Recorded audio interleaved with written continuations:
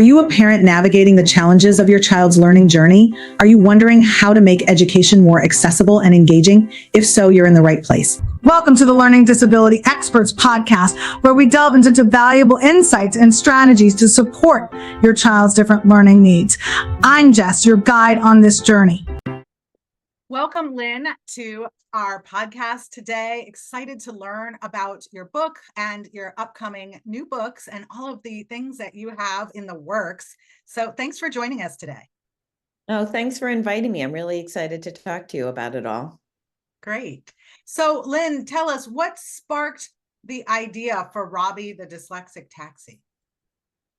So I am a mom of 4 and a grandma of 3, and John is my youngest. John is my co-author and the illustrator of the book. And he was home, during COVID, and like a lot of people, he was going to college virtually, and he's an art major, and that's pretty hard to do art virtually. And by the same token, I was also reading on FaceTime to my grandchildren. And we did baking, and we gardened and did the other things, but we decided to see what we could do just as sort of a lark, what we could do with maybe writing a children's book. And that's how Robby the Dyslexic Taxi and the Airport Adventure grew from that experience, from combining his love of art and grandchildren. And so what is your connection to dyslexia? So John is my super smart and wonderful child who is dyslexic.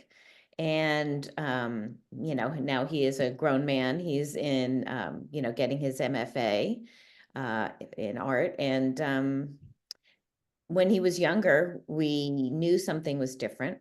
Everybody learns differently, but John really learned much, much differently than anything I was used to. And everyone, as teachers, as nursery school teachers, were, saying, oh, he's a boy, he's not smart. And I'm thinking, that is so not true. And so the rest of it became an exploration to figure out why he was learning differently. And we came to find that he is dyslexic.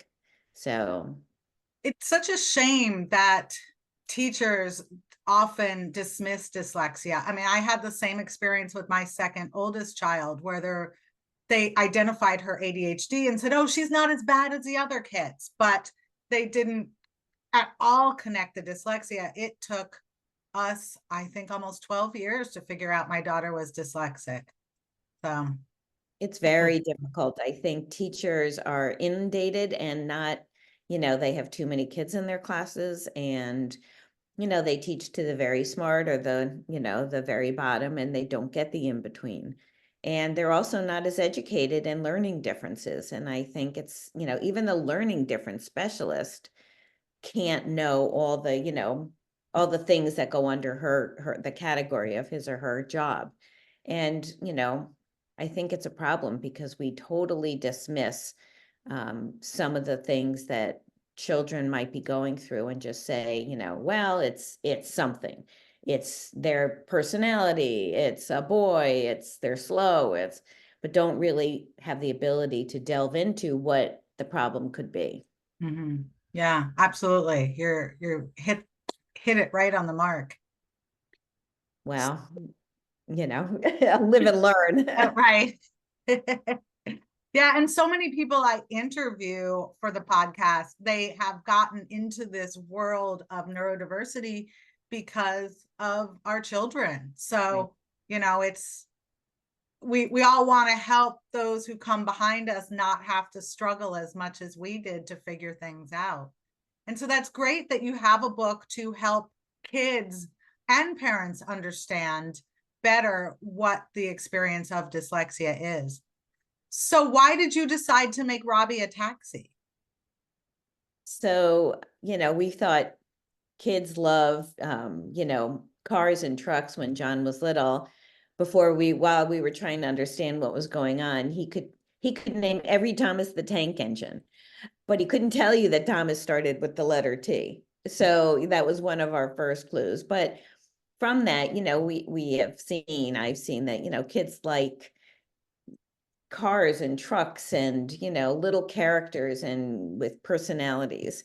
And so we thought, what if a car or a truck or something was driving and didn't know how to read the signs? As a dyslexic might have a problem. Well, how would this taxi or car figure it out? How would they get to where they're going? And one thing we know that dyslexics are super smart and super creative. And if they have a problem, they try to figure out a way out of a jam. And so that's also how Robby was born. Plus, John, as a youngster, was having trouble figuring out how to get certain places. Left versus right can be tricky. So it wasn't until, and it's going to be backwards probably, but it wasn't until he learned that if you hold up your left hand like this, it makes an L shape.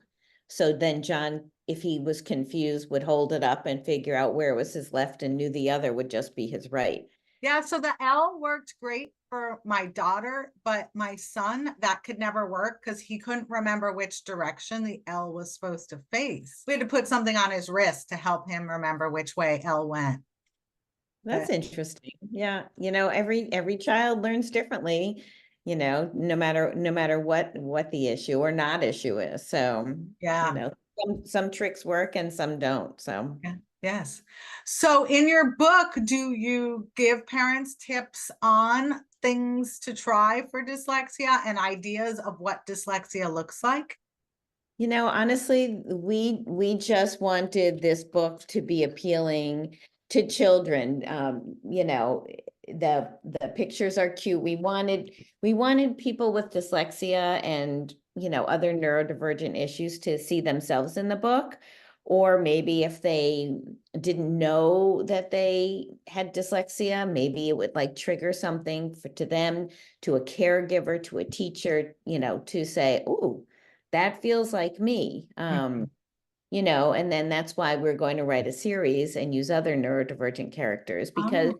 we think it's a good sort of teaching tool for younger and for caregivers. But I'm not an expert, so I haven't given any more tips than the things that have worked for me. Well, I mean, and just you helping caregivers become aware that it is dyslexia is very powerful because, like we talked about, typically teachers are unaware, and if parents are searching, this could be the answer. So that's fantastic. So can you share a powerful moment from the book where Robby's dyslexia is his superpower?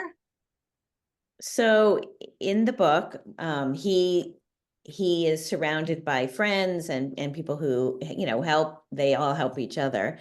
And he usually takes the routes. He's sent on the routes that he has memorized, that he knows, because he, for John, a lot of, what he did was memorize the story before he learned how to read it. So we thought he could memorize the routes.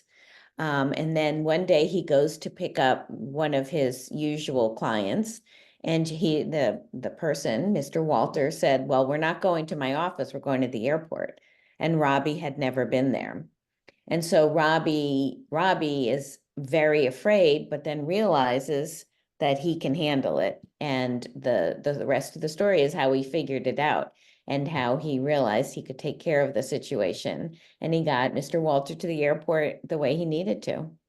Well, and that's a common thing for people with dyslexia is they know how to get from point A to point B, but if you ask them to go from point C to point B, they don't know how to do it. Right. So, and how does Robby the Dyslexic Taxi change the way kids see differences, or what are reactions that you've had from readers? So there have been, two kinds of reactions from children who see themselves in the books who are dyslexic. They feel seen. They feel that, somebody has noticed me. John was often made to feel less than. And in this book, Robby's dyslexia is his superpower. So a lot of the children who are dyslexic feel really good about seeing themselves as a positive character, positive role model. And then children who aren't, we've had interesting reactions. I read to my grandson's class, and they're, they're learning how to read. He's young, and they were asking, well, what does it mean? And we talked about how, children with dyslexia are smart, just need to learn how to read differently than maybe they were doing in their classroom, a lot of these kids. And so it's opened up some interesting conversations from both sides. Wow. And what age is your grandson's class? When I read to him, their class was 6. So now he's older. But when we first read the book originally, the class was 6 going on 7 and just learning how to, a lot of them were learning how to read. So is that first grade? First grade. It was first grade, yes. And what is the book written for? What age range? We felt that it would be good for like the nursery school, kindergarten, first grade, maybe to second grade, but also because many are dyslexic and can't read, we wanted them to be able to see the pictures, to see themselves. So children who are older also are reading it.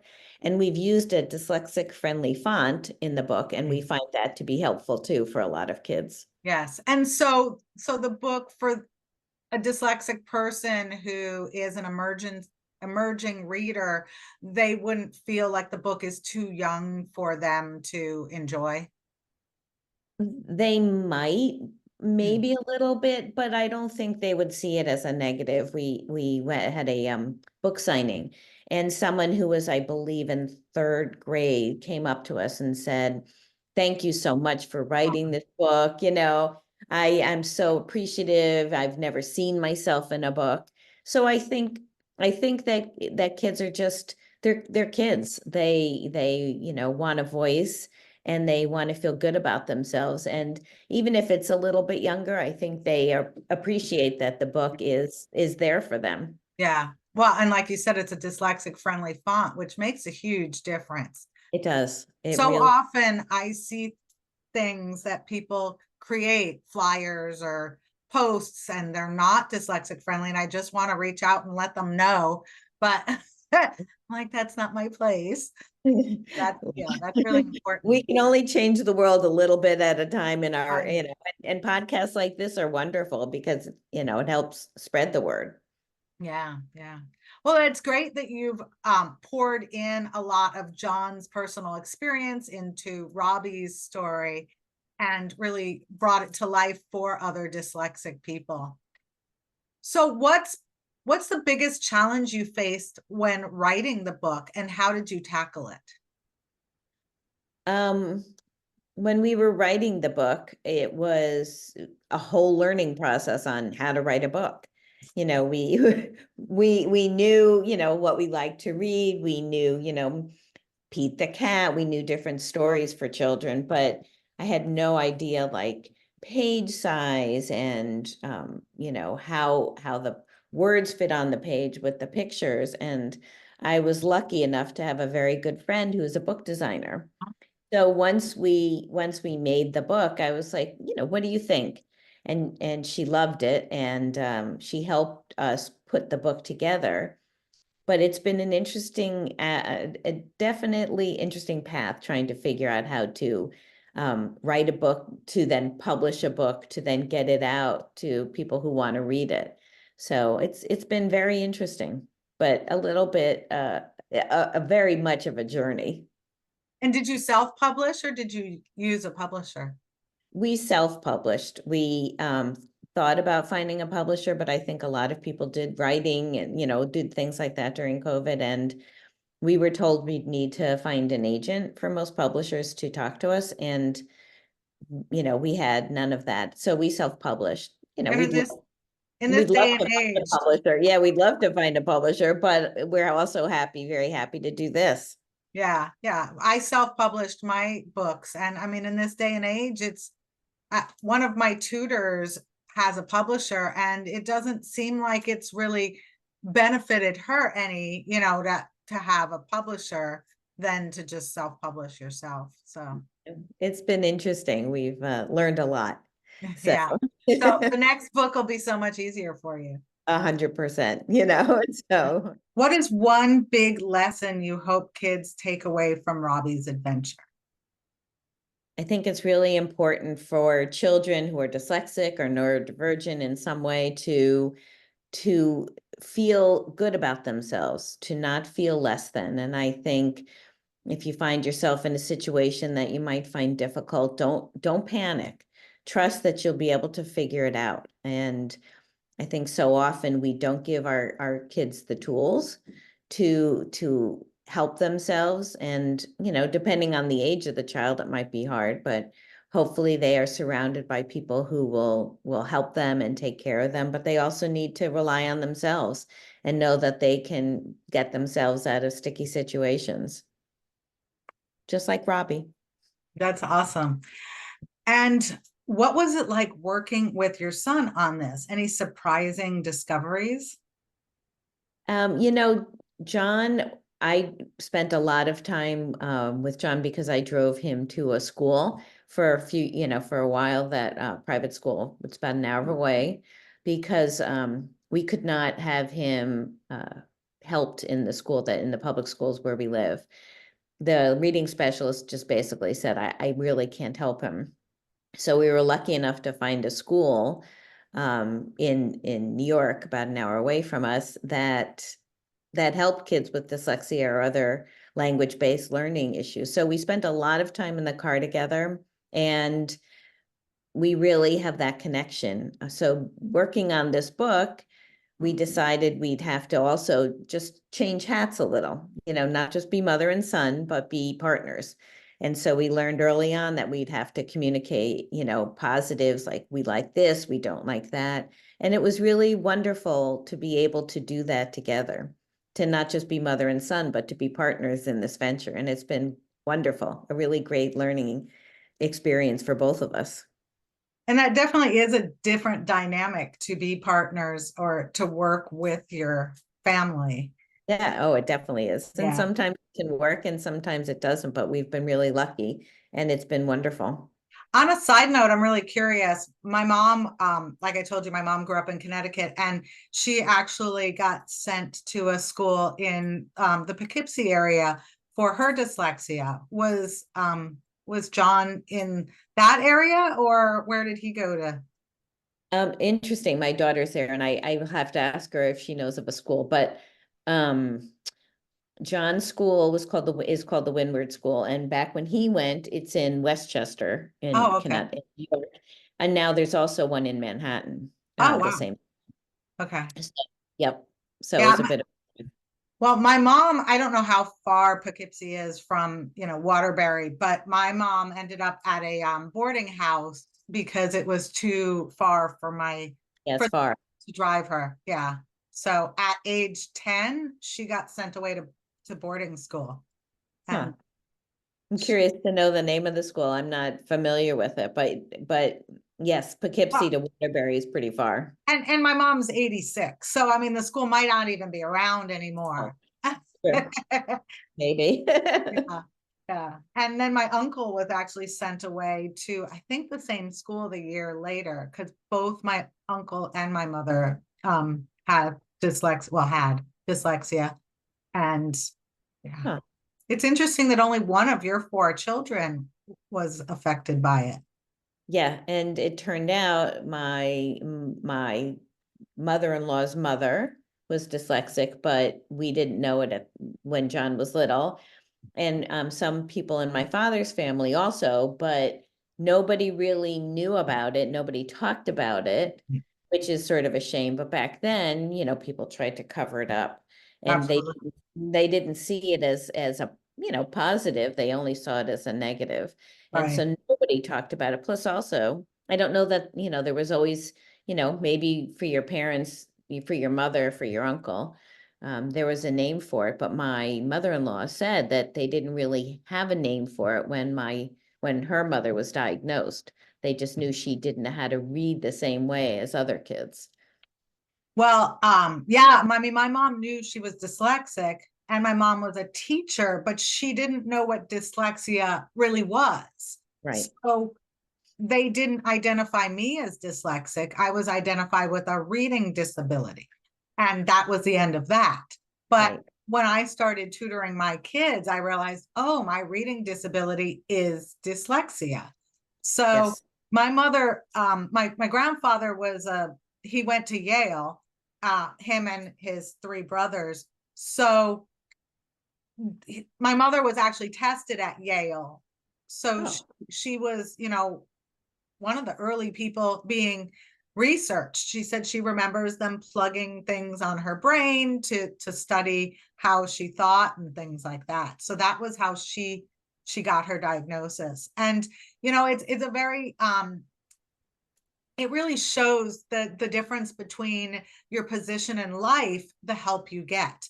Her father absolutely. was a doctor and he went to Yale. And so she, in the 40s, as a woman, was able to get services that many kids today don't receive because of their socioeconomic class. Absolutely. It's interesting because as I was trying, back when John was little, I couldn't go on the computer and Google dyslexia. So, you had to actually like investigate, talk to people, go to the library. And one of the first people that I started, learning from was somebody named Sally Shaywitz, who is out of Yale. So Right. I thought that that's very interesting, but it's true. Unfortunately, there are too many teachers and too many learning specialists who don't know, and there's definitely a difference in how children are taught. Mm-hmm. And Yes. so I agree. We were lucky. We decided we made a family decision to send John to this private school. We ate a lot of peanut butter and jelly, but we felt it was really important because he was not going to learn how to read where we live. Mm-hmm. And Well, it yeah, reminds me of a client that I had several years ago, and we're very good friends to this day, but she's a grandmother of the student that I taught. And her she had three sons, and I think all three of her kids had dyslexia. And they're my age or a little bit younger. And so she would go to UCI's library and sit there all day and research and learn how to help her kids because, like you said, there was no internet back then. And she wanted answers. yeah. So Well, and that's what I did. There are books that I read, and I have a good friend who's a pediatrician. I would talk to her. I tried to get as much information as I could, and then when I finally, was able to have him tested, they wouldn't do it at school. I found out that he was classic dyslexic, super smart, with dyslexia, just needed to learn to read differently. And as many others, he had ADHD. So when he went to the school, I can't tell you how nice it was to then find a community for him and for me. mhm. Because, on Facebook now you can find people, but, and in communities, but back then I didn't know anyone else whose children were dyslexic. Right. Well, and there's a lot of shame that goes around it. So even people don't want to talk about their children's struggles. So Right. even if there's four other students in your general population or five other students or seven, if 1 in 5 has dyslexia and there's 40 kids in a class. But anyway, if even if there's a handful of other kids with dyslexia in the classroom, you may Mhm. not know it because parents don't want to talk about that. And Uh, or the teacher hasn't, noticed that that child might be dyslexic. So there's no communication with other students. They're just left to sit at the table struggling to try to read the book. well, So, and teachers, I don't know if it's this way across the country, but in California, teachers can lose their job if they suggest to a parent that their child might have dyslexia or any specific learning disabilities. unfortunately, yeah, they're bound by certain things that I think unfortunately, are not beneficial to our children. It's a shame. Right. Yeah, I was very fortunate because we moved to Texas, which back in the early 2000s, Texas was one of the only states doing anything about dyslexia. And my daughter's teacher, within 1 week of being in her classroom, identified that my daughter had dyslexia. And she Really? told us, yeah. And so she, steered us, and the school did testing for my two profound and severely dyslexic kids. So that was our saving grace, was moving to Texas. We had no clue that that was going to be, where we got our answers to the questions I had been asking for years. So Nobody at John's school would have the conversation with me, And then when I finally, I had the diagnosis, I wasn't sure what John was going to do, because Windward is only, a finite period of time. It's not an entire, schooling from kindergarten to 12th grade. It's just a few years, for each child to learn what they need to, and then they go back out into the world.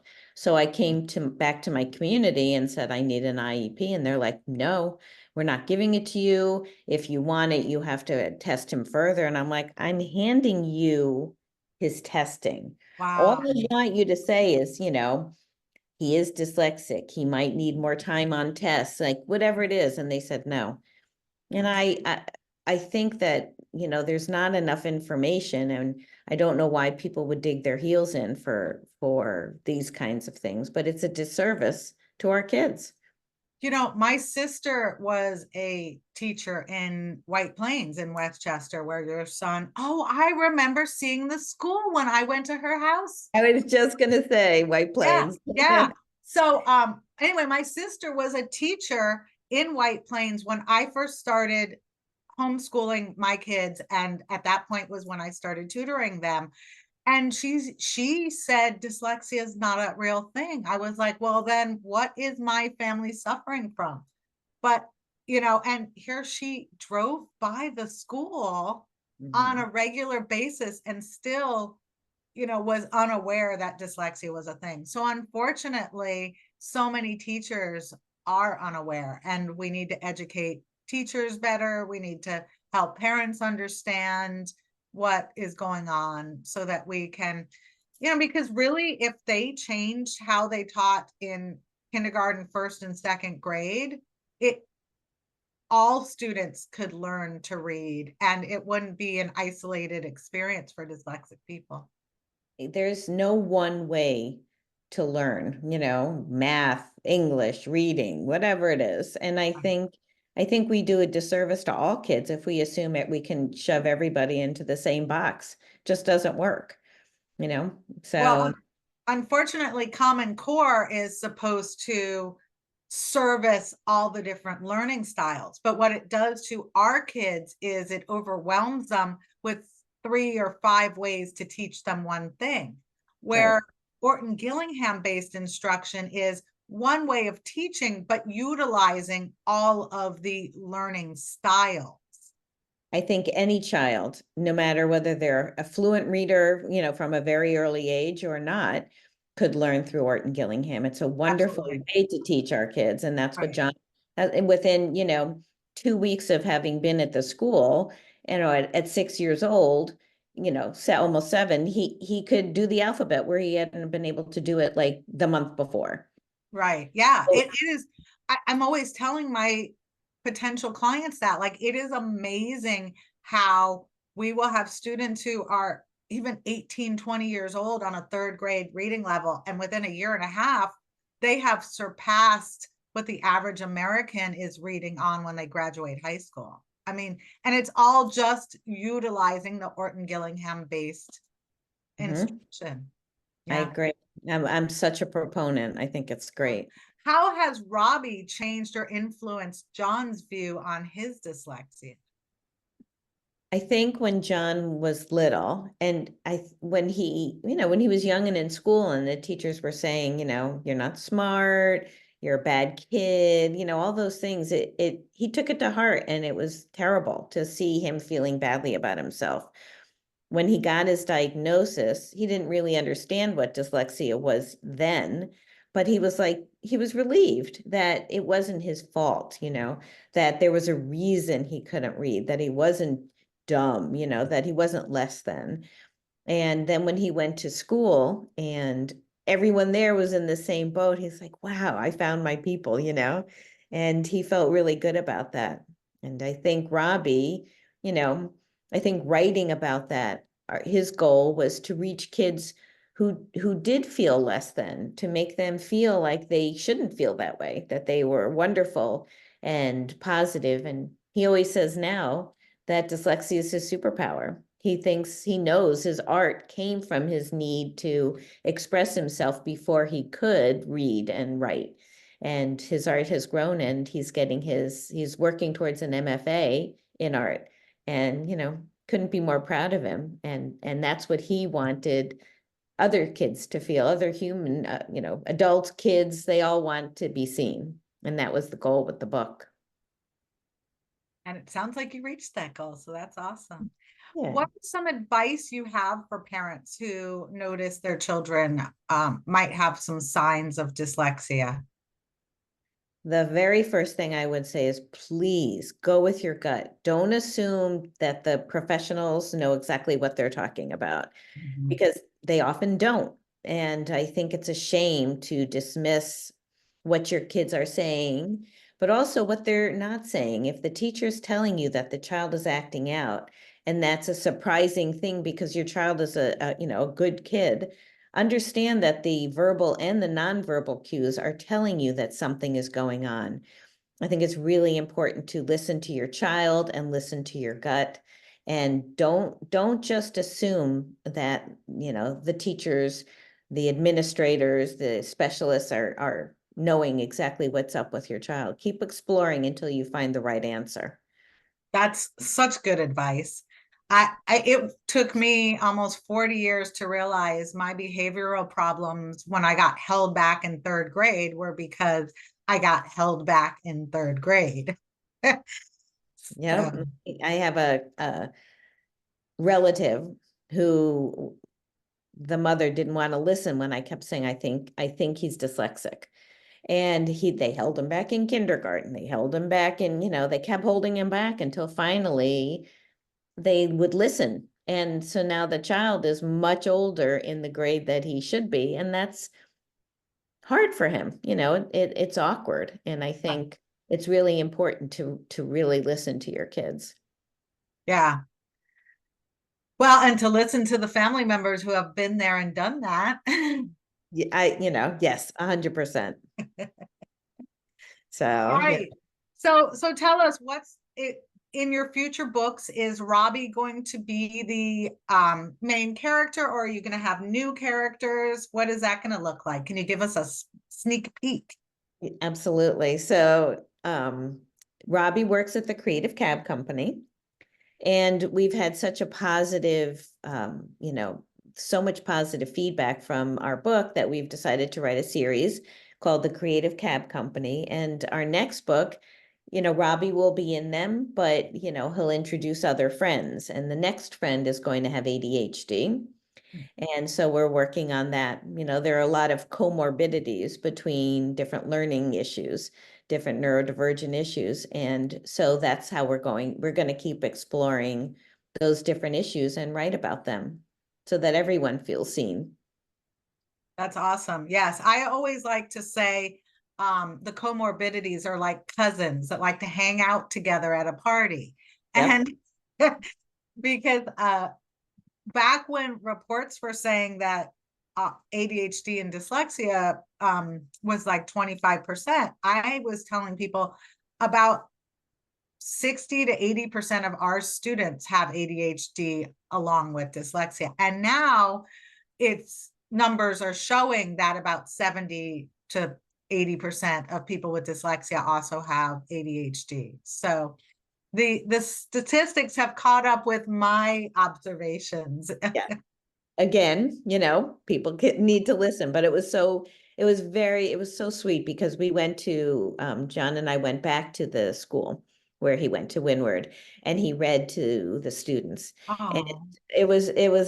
they treated him like a rock star because they felt like, he had been seen. They asked for his autograph, but they also, it was wonderful. And, they did ask if we were going to write another book, and we said yes. And next character, and we said the character is going to have ADHD, and everyone's like, yeah, we have it too. So I think, 3/4 of the kids raised their hand and who are dyslexic and said that they also had ADHD. So that was, what we knew, as you just said, but also, what proves out. So Yeah. Well, I'm so grateful to COVID that you and John were able to start helping so many children and caregivers learn more about neurodiversities, and that this has just evolved for you as just a beautiful flower. Thank you thank you. so much for all that you two are doing. And I look forward to reading your book to my grandchildren or your books. So thank you. Thank you. It's wonderful. And we appreciate John wishes he could be here. He's in class, but these kinds of podcasts are so wonderful because we get to talk about Robby and talk about these issues.